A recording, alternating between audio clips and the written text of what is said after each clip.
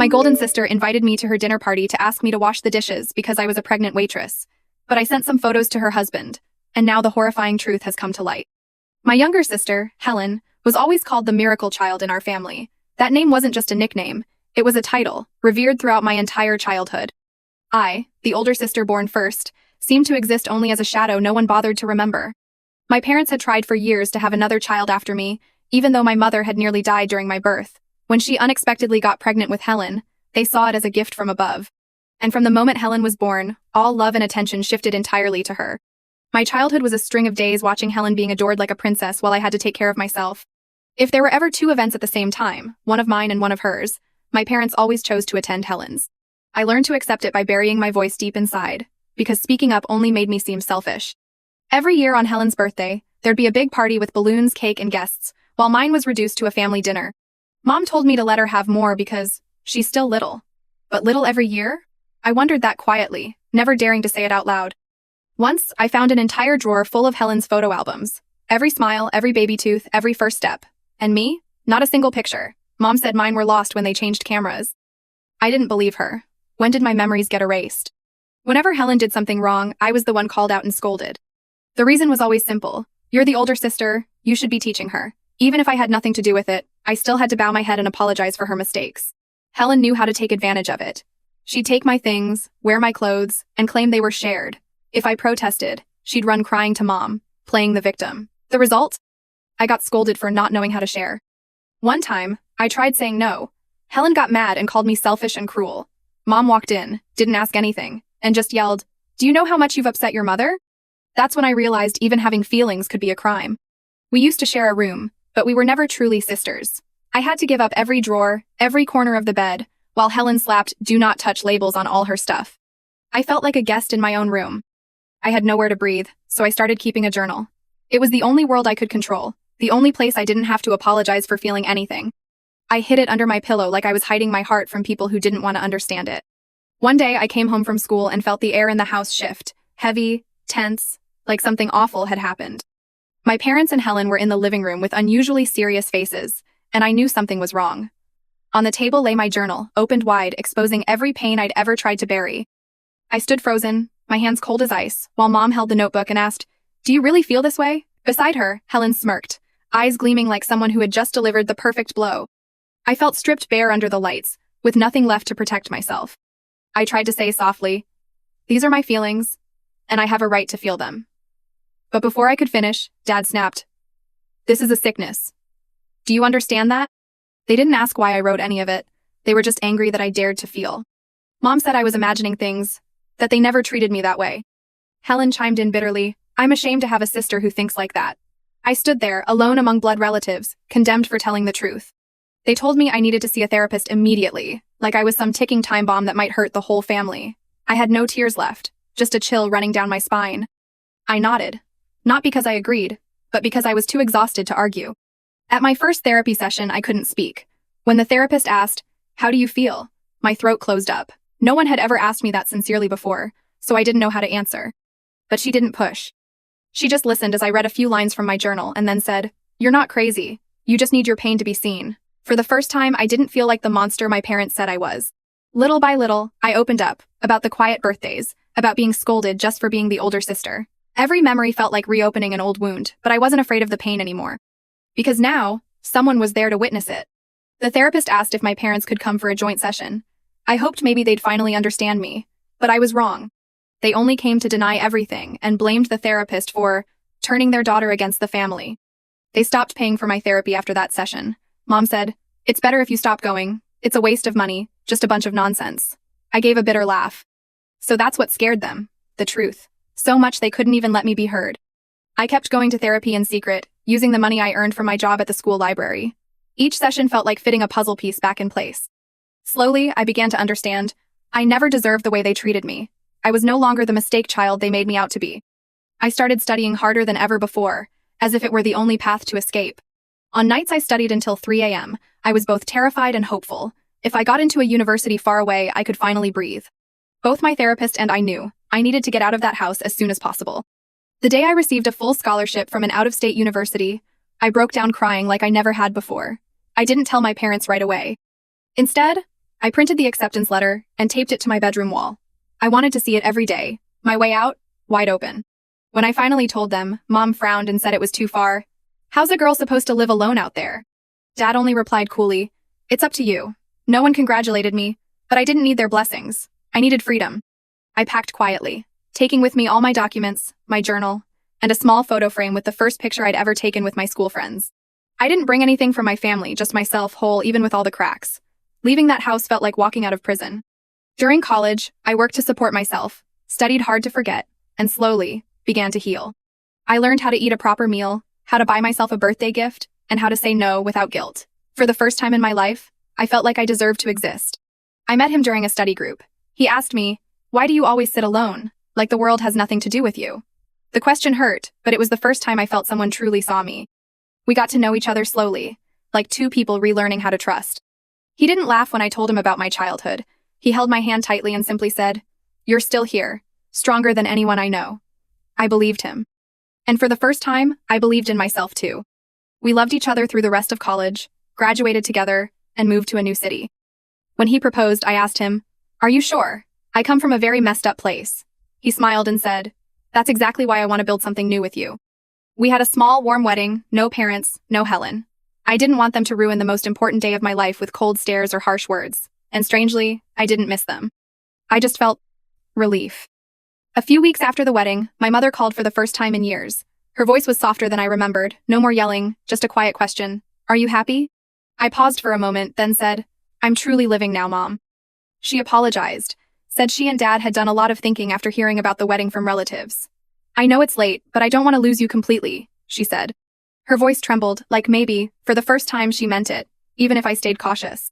I agreed to see them, not to forgive, but to close the past within me. But I made one thing clear, no talking about Helen, and she wasn't to come near me. They agreed, a little hesitantly, but I knew they needed this more than I did. The first few meetings were awkward. My parents tried to act warm. Mom would serve me food like she used to when I was little, and Dad asked a few questions before going quiet. I no longer blamed them, but I didn't expect anything either. I never brought up Helen, and in my presence, Mom carefully avoided mentioning her. As for Dad, he never said my sister's name, not even once. It was as if we all knew. There are wounds that can never be touched again. A year later, I got pregnant. The news made my husband burst with joy, but I was afraid I'd repeat my mother's mistakes. But he held me close and whispered, you'll be a wonderful mother, because you know what it feels like to be unloved. I decided to take a break from work during the pregnancy. My husband fully supported me. He earned enough for both of us, and his family treated me like their own daughter, checking in on me, making sure I was cared for.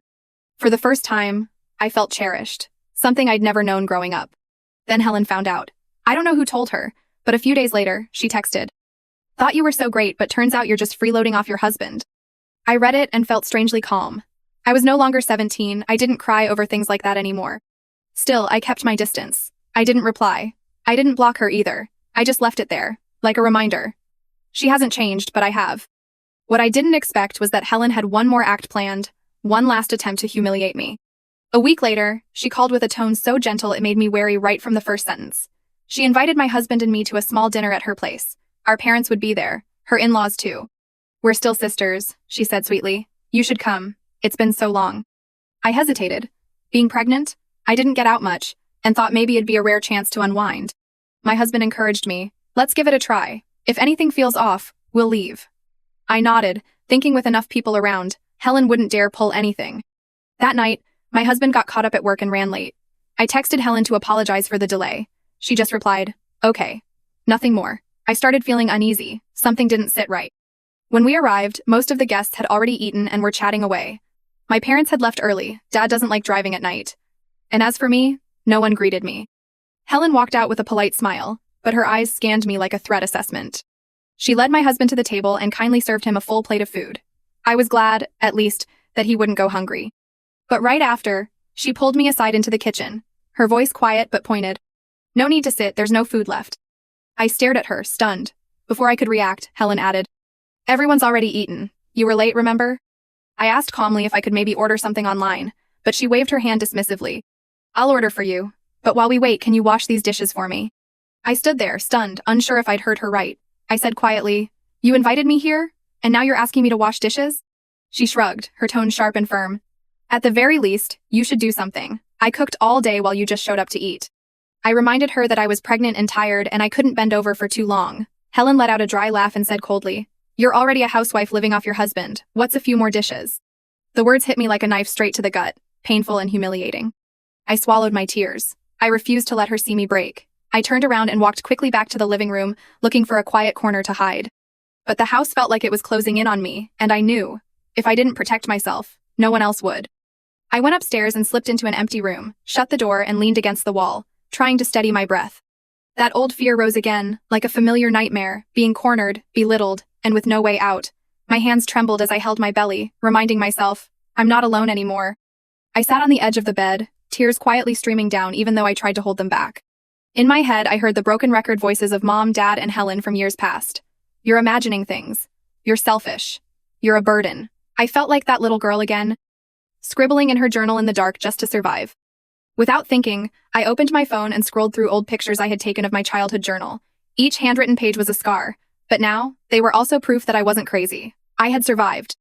I stared at one entry. Today she took my stuff again and called me selfish. Mom yelled at me. No one asked if I was okay. I remembered writing that through tears, after Helen had torn one of my shirts. And now she was doing it again, in new form, with new words, but the same cruelty. My blood started to boil.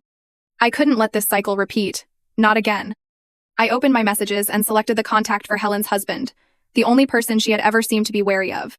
I had never involved myself in their relationship, but tonight I realized, my silence had enabled her cruelty, and I had stayed silent far too long. I wrote a long message, attaching photos of the journal entries. I didn't exaggerate or dramatize, just the truth. I recounted what happened that evening, and I made it clear. I wasn't trying to ruin anything. I just thought he deserved to know who he was living with. That message was the final door I closed on Helen, with my own hands. As I hit send, my hands shook slightly, but I wasn't afraid. I knew this might stir up a storm, but some storms are necessary to cleanse. I wiped my tears, straightened my clothes, and walked out of that room like someone who had survived a hurricane inside her soul. Downstairs, I took my husband's hand and said, "Let's go." He looked at me, concerned, but I gave him a soft smile. I'm okay now. As the door closed behind us, I felt another door close in my mind, the one to the past. On the way home, my husband asked what had happened. I told him everything, from Helen's cruel words to the message I'd sent her husband. He gripped my hand tightly, his eyes on the road but his voice trembling. I'm so sorry I left you alone in there, and for everything you've had to endure all these years. I said nothing, just leaned against his shoulder, feeling a lightness in my chest for the first time. The next morning, I woke up with a strange feeling, not dread, not guilt, but peace. I wondered if Helen had read the message yet, if she'd freak out, lie, or twist the truth, like always. But either way, I wasn't afraid anymore, because this time, I stood on my side. By noon, my phone rang. It was Mom. I hesitated, then picked up, and just as I expected, she began yelling that I had destroyed my sister's family. She didn't ask what had happened. She didn't ask why I'd done it. She only said, "You're so cruel. She's your sister." I kept my voice calm and replied, "I've stayed silent long enough. If it hurts you now, remember I've lived with that hurt for over 10 years. There was a pause, then she broke down in tears. I didn't know if she was crying for Helen or for losing her grip on me. In the end, I said goodbye and hung up, and for the first time, I didn't feel guilty for doing it. Later that afternoon, my husband called Helen himself. He couldn't stay quiet after learning everything. I heard him from his office say firmly, "I hope you never speak to my wife like that again, not even one word." His voice wasn't loud, but it carried weight, and I knew Helen hadn't expected that. That evening, Helen's husband, my former brother-in-law, texted me. He said he had read everything and apologized for not realizing what had been happening between me and Helen all those years. "I thought you two just didn't get along, but now I see things much more clearly," he wrote. We had a short but honest and compassionate phone call. I told him about the years of silent endurance, the therapy, the lingering fear, and how silence had killed my trust. He shared that Helen had also treated him poorly at times, but he had brushed it off, thinking, she's just under pressure from her mother.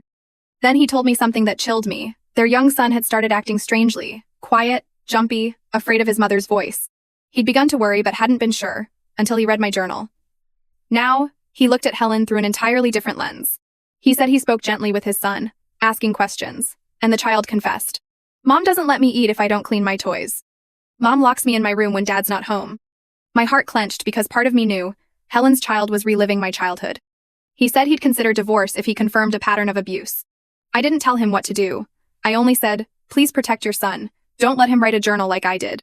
He fell silent for a moment, then said, "Thank you. My son never knew he had such a brave aunt."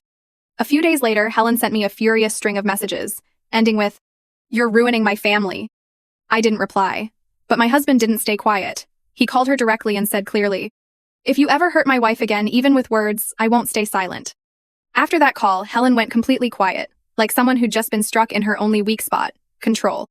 I blocked Helen's number, then blocked my mother's too. She kept sending desperate messages begging me to just speak up and help save your sister. To her, I wasn't someone who had been hurt. I was just an obstacle to the image of a good daughter. My husband held me and said, "You don't have to fight alone anymore."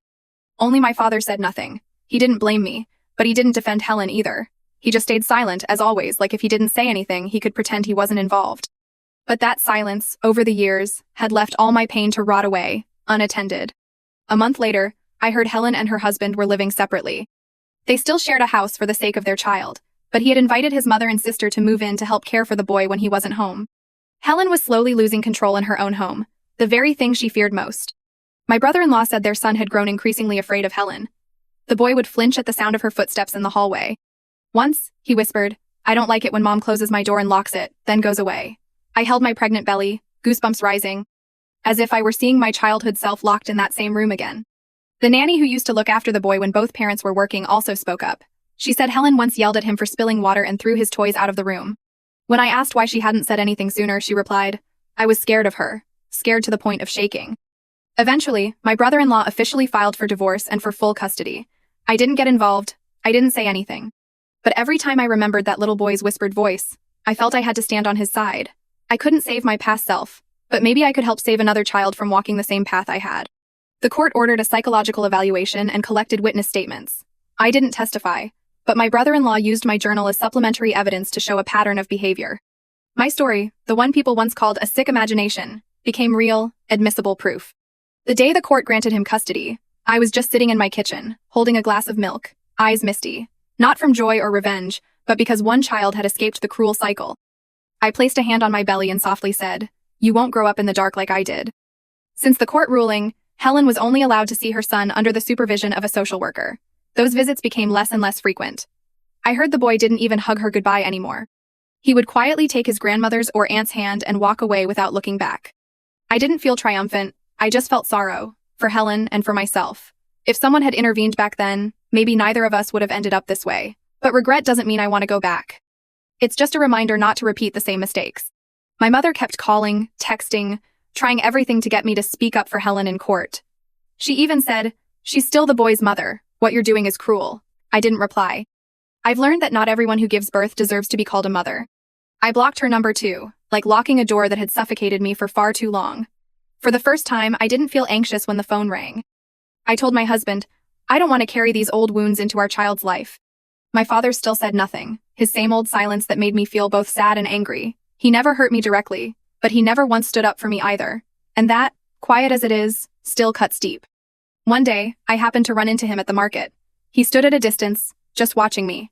He didn't approach, and I didn't either. We simply looked at each other, like two strangers with a blurry memory in common. Then I turned and walked away, hand on my belly, as if the wind no longer pulled me backward. Time passed, my belly grew, and the baby started to kick, small flutters that reminded me he was there. Every time I felt it, I whispered to myself, "I will protect you, no matter what." It wasn't a promise to the baby. It was a vow to myself, the girl who never had anyone to protect her. My husband painted the nursery and covered the walls with clouds, baby birds, and little suns.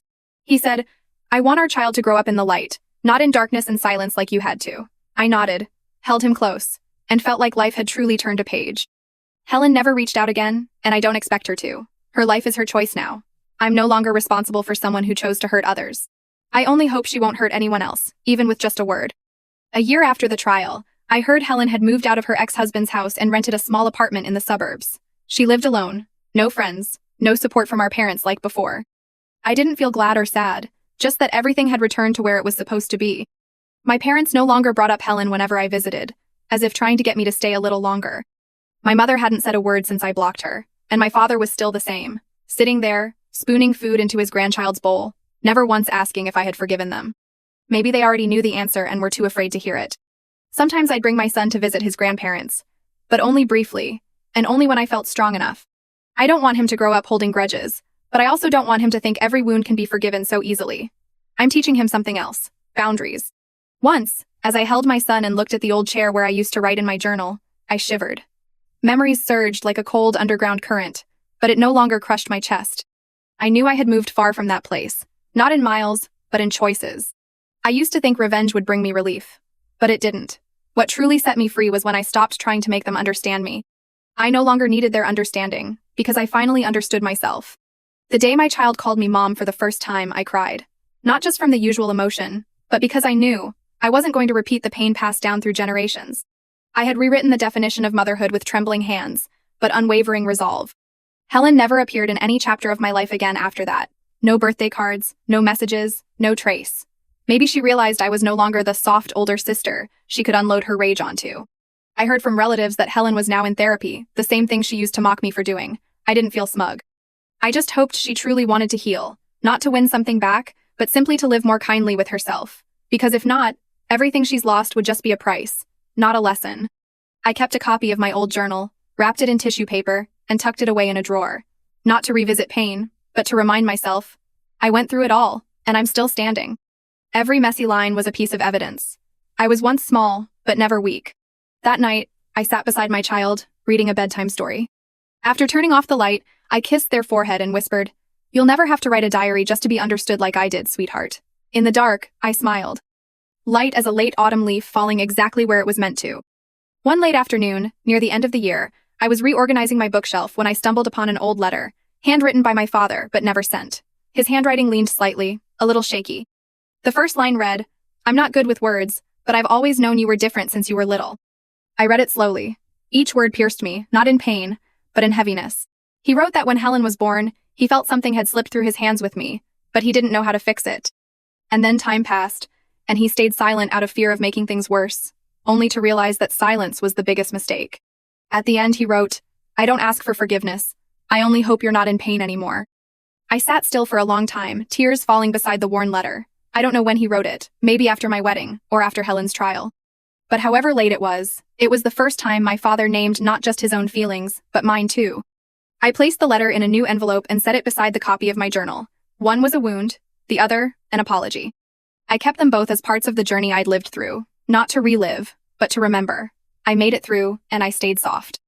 A few months later, I gave birth to a daughter. She was healthy, her eyes bright like stars. When I looked at her, I saw the girl I once was, but this time, held in warmth and gentle eyes. I made a silent promise. "You'll never have to cry for attention, not on my watch." My parents visited after the birth, bringing some fruit and gifts for the baby. My mom sat playing with her, saying casual things, no mention of Helen. My dad stood beside me and said softly, "You've done something I never knew how to do. You became a good mother." I nodded, saying nothing. I didn't need praise, I just needed recognition. And for the first time in my life, I felt a flicker of warmth between my father and me. Not much, but enough to thaw an old memory. I didn't speak more about Helen, and neither did they. We all seemed to understand. Some things don't need to be said to be clear. Sometimes, silence isn't avoidance, it's protection. A way to let the new remain peaceful. Helen still lived in the suburbs, from what I heard. Occasionally, someone would spot her shopping alone, looking worn down. But I didn't care. I had learned not to let old ghosts walk into new doors. I wasn't a victor, I was a survivor. And in surviving, I had become a mother, a wife, a woman who no longer trembled when her name was spoken. That was a version of me that Helen, my mother, and even my past self never saw coming. One evening, as I was putting my child to sleep, my husband placed a small package on the table. It was sent from an unfamiliar address. I opened it. Inside was a simple card with no name, just one line. "I'm sorry. For everything."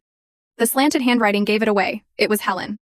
I stared at the card for a long time. No tears, no anger, just stillness, like a lake after a storm. Maybe that was all she could do now. Maybe it was all she dared to do. I didn't reply. Not out of bitterness, but because I no longer needed a conversation. I didn't need closure. I had already closed the door. With growth and love, Helen never learned. Sometimes, forgiveness isn't an action. It's simply refusing to let pain take up more space. I placed the card into a small wooden box, where I kept keepsakes that no longer hurt. The copied journal. My father's letter. And now, Helen's late apology. Fragments that once cut me, now resting quietly together. On my daughter's first birthday, I watched her laugh among balloons and cake, my heart full. My mother was there too, holding her grandchild in trembling arms. Her eyes looked at me differently. No more control, no more persuasion. Just the eyes of someone trying to relearn motherhood, even if too late. My father sat on the porch, cradling the baby on his lap, telling her old stories in a low, steady voice. She listened, wide-eyed, soaking up every word. And me? I just watched. I didn't interrupt. I didn't correct. I let him have his first chance to speak to a child, without silence. My life now isn't perfect, but it's enough. Enough love, enough boundaries, enough space to heal. I don't need everyone to love me. I just need to love myself enough not to be swept away again. Helen may forever live within the cracks of broken memories, or she might learn to patch her life back together. That's her choice. As for me, I no longer live on anger, but on the love I once longed for, and now finally get to give. No one can take that away from me anymore. That night, after my child fell asleep, I opened the drawer, took out the photocopied journal, and wrote a new line. I have grown up. I am no longer afraid. Then I folded it, placed it back in the box, and closed the lid, like closing the final chapter of a story. The night was still, with only the soft breathing of my daughter from the next room. I looked out the window, where moonlight fell gently across the floor, and for the first time, I truly believed. I am free. Not because someone apologized, but because I finally let go of myself. If you grew up in a family where favoritism existed, if you used to keep a journal just to keep yourself from falling apart, comment, "I'm still here," to let me know how strong you've been. And if you believe everyone deserves to be heard, don't forget to like, share, and subscribe, because the story you once tried to hide might just be the very thing that helps someone else heal.